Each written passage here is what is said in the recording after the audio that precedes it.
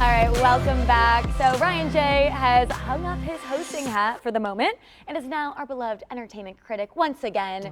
So he's got 2 movie reviews and a TV series review to chat about today. I'm so excited for this because I feel like I'm never in the know, right? And you are the expert when it comes to this. So well, I certainly see them all. Yeah, let's dive into it. So first, we have Karate Kid Legends. It's PG-13 and it's in theaters right now. Yes, this is the 6th film in the franchise. I remember back in 1984, the Karate Kid, and then there was 2 and 3. I think I only saw the second one. Then there was one with Hilary Swank in the 90s. Jaden Smith relaunched it or tried to reboot it in 2010. Then Netflix did 6 seasons of Cobra Kai. Oh, yes. Where Ralph Macchio, and that was like a big hit. So this film, Karate Kid Legends, actually follows the storyline from the 6th season of Cobra Kai. I haven't watched any of those, but I did attempt at watching this and struggled. Yeah, okay. What's the basic premise here? Well, this is basically about this young kid in China who's moving to the States and ends up meeting a girl in New York whose father is a former boxer, and he agrees to help teach this boxer karate.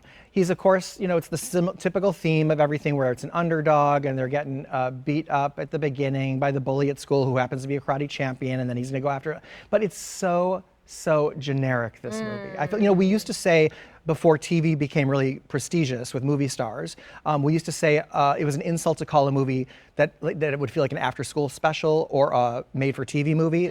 You know, those don't ring true as much anymore, but it is very generic. Okay, so a little generic, but is it a good cast? It's okay. I mean, you do have, you know, Ralph Macchio returning and Jackie Chan, but they're barely in it. And again, it just feels so like ridiculous and stodgy, and I actually was so upset about it I walked out. Oh, Only wow. the 3rd film in my career that I walked out of, and so I have to say skip it. Okay, well, you know what, this is what I appreciate about you, is you're gonna tell us. You're not gonna just say, hey, it's great, you need to watch it. You're gonna say skip it. But All in right. 20 years, it's only the 3rd time I've walked out of a movie. Wow, wait, what are the other 2? I only remember one of them. One I completely I blocked out. Blocked it out. You know? Yeah.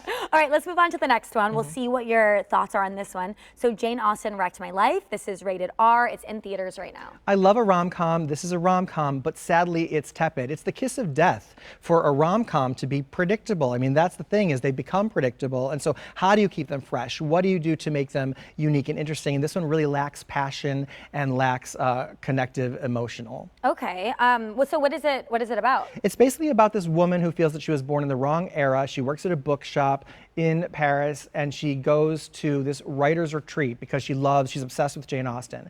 She goes to this retreat that's this Jane Austen writer's retreat at the Jane Austen residency. But there's so many problems with the scenes. There are scenes where like they literally will write halfway through a moment and then it just cuts to like the next scene. Or literally there's a moment in one scene where a character says to someone, I'm gonna go for a walk. And she's like, I'll go with you. And he's like, no, I'd like to walk alone.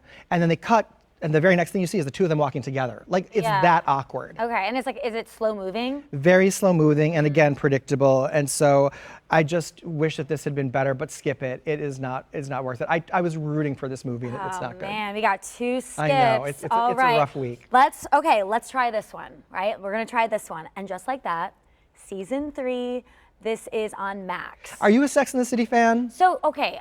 Actually, I haven't even really seen a full episode. I know. Because you're such a Carrie. But anyway. Oh, really? Yes, you're such a Carrie. I do know who Carrie is, yes. so I'll take that. But, you know, Sex and the City, one of the greatest TV shows in history. This is the 3rd season. It's really struggled. And I'd say the first 2 people were kind of hate watching seasons 1 and 2 of it, just like that. Finally, they've hit their stride, and it's really, really good this season. Okay. The first episode premiered last night, and I have previewed the first 6 episodes so far. Okay, so you're saying this is better than the previous seasons? Yes, because they cut a lot of the problems. There were a couple characters that were problematic and not hitting home with fans. They're gone. We've got rotating guests, stars like Rosie O'Donnell was on the episode last night.